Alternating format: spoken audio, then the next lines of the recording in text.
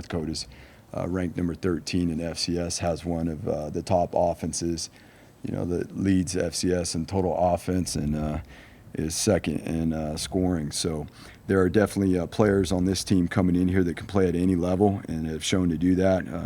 The team being too that they've made the playoffs the last 3 out of 4 years. So we got a huge challenge coming in here. Again, he's diligent. He's a quarterback that, he's one of the most efficient passers, through the course of this season already. He's got some good wide receivers now too. They spread the ball around. Bo is number one, their wide receiver. He's their primary target, but they got other guys that can stretch the field as well. They got some slot wide receivers that are the movers within their offense that they get the ball to as well. But whether it's drop back pass, play actions, Tommy's done a nice job throughout the course of the pass game. Keeping perspective is always a huge part of what we do. Again, if it goes different on the last play last week, we're still the same team, right?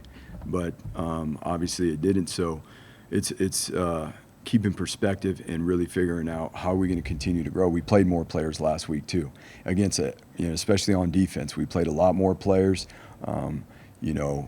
across the board at all levels, which was awesome, and those guys did a good job. So now we come back in this week and we continue to get some of these guys reps. Ty Benefield plays safety as a true freshman, did a good job. Zion was able to get in there and spill tubes a little bit, did a good job. Now it's continuing to make that progress because this is going to be a long season, 1 week at a time, and the quicker we can continue to progress and grow with those guys. And obviously there's guys in the front too that we need to keep making that progress with because we got to have the depth.